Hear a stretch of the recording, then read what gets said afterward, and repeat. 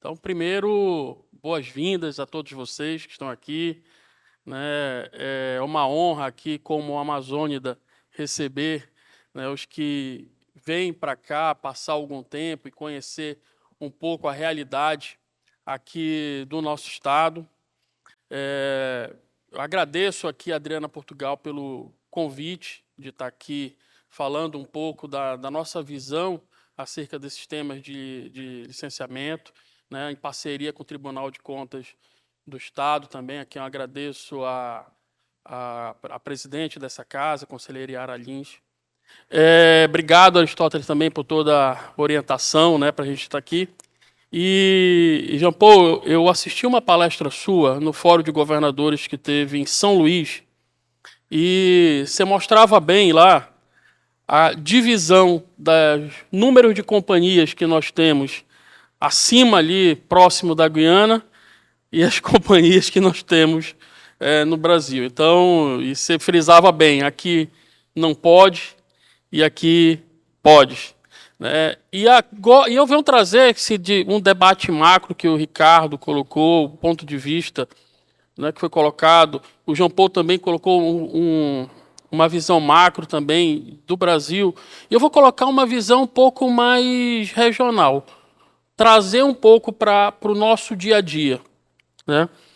E eu tive a oportunidade, né, eu sou economista, e tive a oportunidade, eu sou empregado de carreira da Caixa Econômica, mas tive a oportunidade de passar pela Secretaria de Planejamento do Estado por 10 anos, como secretário executivo, e agora, em 2023, recebemos o convite do governador para tocar uma nova secretaria, que era a Secretaria de Energia, Mineração e Gás.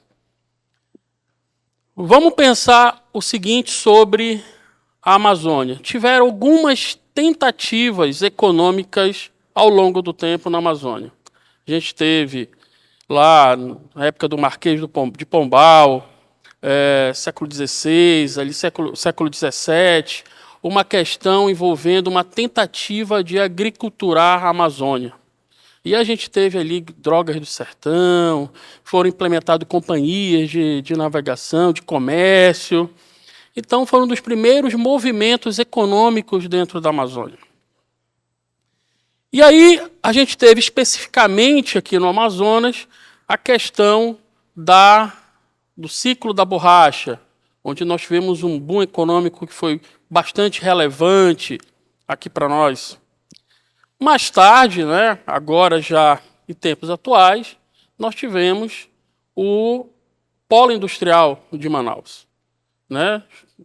Todos vocês conhecem, hoje a nossa economia é muito baseada no polo industrial de Manaus. Né? Nós defendemos que o polo industrial de Manaus tem um papel muito relevante na questão da sustentabilidade, de manter a floresta em pé, por concentrar aqui e proporcionar oportunidade para que as pessoas pudessem se deslocar do interior do estado para o Amazonas e para a capital e aqui produzir e buscar oportunidades.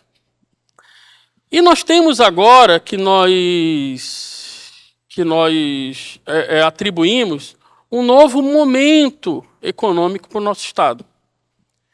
Vê bem, de tempos em tempos, principalmente agora foi um tema muito discutido durante a regulamentação da reforma tributária, a questão do polo industrial de Manaus. Então, para a visão de alguns estados e para muita gente, o polo industrial de Manaus tira a oportunidade de outros lugares, né, mas ele teve um papel geopolítico importante aqui e também de desenvolvimento.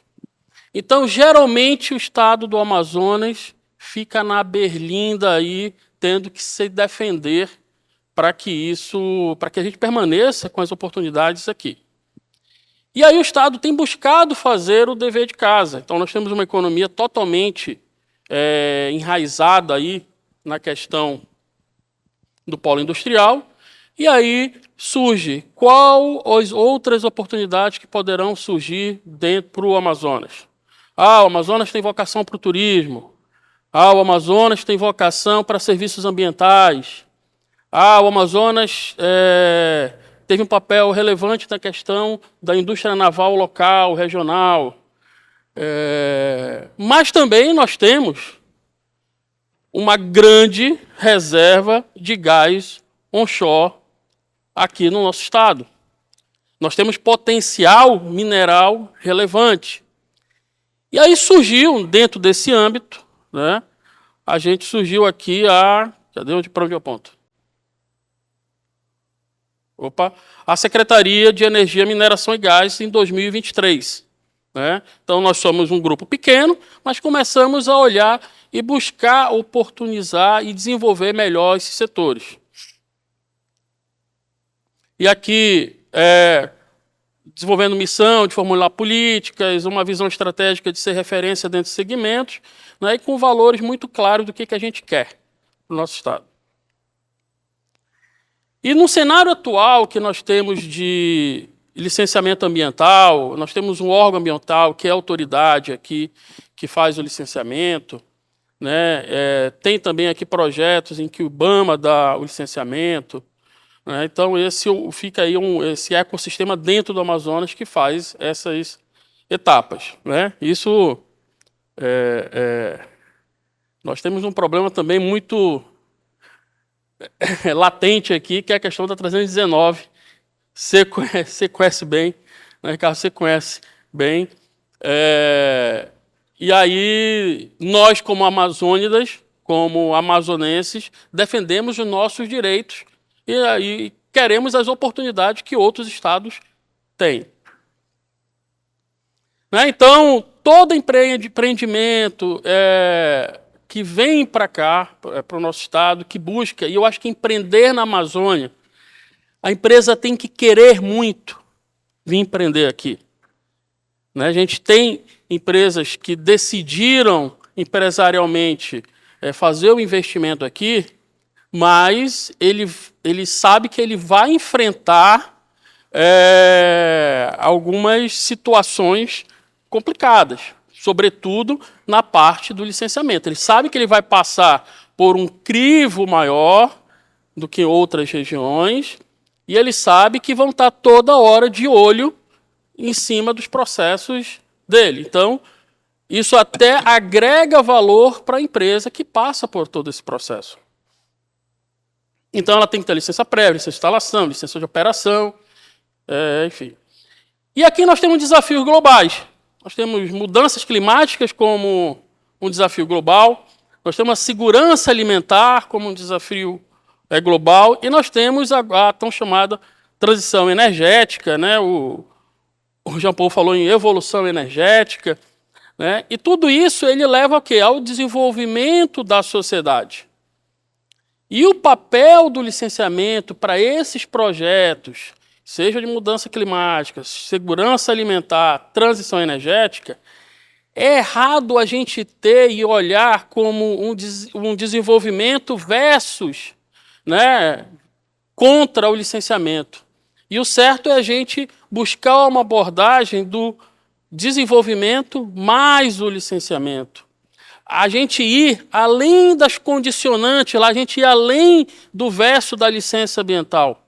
Né? A gente acredita também numa inserção maior das companhias dentro do desenvolvimento local. Então, por exemplo, como se fala em Foz da margem equatorial e da Foz do Amazonas, esses recursos precisam beneficiar essas populações. Então, na hora de fazer a conta, e isso é relevante, Ricardo, nesse cálculo que você ousou fazer aí, esse custo de oportunidade para a população. Né? O que mais outras oportunidades poderiam levar ao desenvolvimento daquela localidade? E aí a gente buscar, por exemplo, dentro aqui de segurança alimentar, eu acho que vai estar isso aqui no próximo, acho que está nesse aqui. né? O potencial do Amazonas tem potencial em ouro, potencial em potássio, potencial de terras raras, gás natural, energia solar, né? O gás em si para a produção energética. E aqui a gente coloca dentro do nosso estado, a gente tem uma tabela periódica de oportunidades. Dá para explorar tudo? Não, claro que não. Queremos explorar tudo? Obviamente não. Mas temos questões estratégicas que podemos avançar, como, por exemplo, na parte de segurança alimentar, pelos macronutrientes que podemos encontrar aqui. Por exemplo, temos uma grande reserva de gás onshore aqui em 2 bacias. Uma aqui na região de Silves, né, onde é muito noticiado, e outra que nós chamamos de gigante adormecido, que é lá na bacia do Juruá, onde também tem uma grande reserva de gás. Esse gás ele pode muito bem ser usado para a produção de nitrogenados, que ele é um dos macronutrientes lá de fertilizante. E ele pode ser também, aí nós temos também a questão do potássio. Na região de Altazes existe um grande projeto de potássio, onde esse potássio ele pode produzir, ele pode suprir 25% da demanda nacional, podendo, inclusive, ampliar essa área, né, e ser maior. Hoje o Brasil importa 96%, 97%, 98% de potássio, mas dentro dessa área de Altazes tem outras áreas, e que inclusive são direitos minerários da Petrobras, que semana passada eu ouvi que passou pela diretoria executiva a continuidade do projeto de botar para o mercado os direitos minerários, né? Então vamos ver o que realmente vem aí. Mas são novas áreas com potencial incrível desse mineral potássio, que também é um macronutriente. E no sul do Amazonas também tem a questão de, nessa região aqui do Apuí, aqui embaixo, por aqui, a questão de fosfatados também, que é outro macronutriente, formando lá o NPK. Tá? Então, esse é um dos pontos importantes que o Amazonas pode contribuir para a segurança alimentar. Mas para passar tudo isso, para chegar até aí, tem todos os desafios inerentes a licenciamento e à sustentabilidade. Né? Então, falando de alguns projetos que tem aqui, Mineração Taboca, que é uma empresa que explora, que retira daqui a questão que ele produz estanho, que é cassiterita para estanho. É um processo de transição energética. Lá também tem bastante terras raras, né? Então, tem um grande potencial de terras raras. Terras raras a gente não tem ainda, teria que aprofundar estudos, mas terras raras é muito utilizado para a questão de baterias, turbinas. Então, há um grande potencial nessa região também, nessa área. E isso tudo gera muitos empregos naquela região aqui próxima, fica a ser mais ou menos 100 quilômetros, 170 quilômetros daqui da capital. O gasoduto Urucuquari-Manaus, também que é um processo de transição energética. Antes nós tínhamos a questão do abastecimento de termoelétrica aqui no Amazonas, aqui na capital, com diesel, com óleo diesel. Hoje nós temos a gás. Então isso já é um processo de transição energética. Também gera emprego, gera renda dentro daquele município ali, no centro ali do Amazonas. Temos um projeto do Azulão em Silves. 70% da energia de Roraima, do estado de Roraima, ele é gerado em Silves, né? É abastecido através de gás que sai de Silves e chega, ele é liquefeito e é transportado até Boa Vista, né? Projeto Potássio de Altazes, que eu já falei um pouco mais aqui. E quando a gente olha e vai nas audiências nesses municípios, a gente vê uma coisa que é muito interessante. A gente vê a esperança daqueles pais, daqueles homens e mulheres que buscam uma oportunidade na vida. Antes, os filhos criavam e iam para a escola, mas eles não sabiam muito bem o que o filho ia fazer. Hoje, eles conseguem sonhar quando ele vê um grande empreendimento dentro do município dando certo, onde agora o pai conseguiu se empregar, onde o filho conseguiu formar. Participei sexta-feira numa formatura, João Paulo, de 81 pessoas que formaram em cursos de agropecuária, cursos de eletromecânica e de tecnólogos em gás. Tudo isso oportunizado pelos investimentos da empresa que está lá atuando. Dá para evoluir mais, dá para fazer mais, dá para fazer muito mais.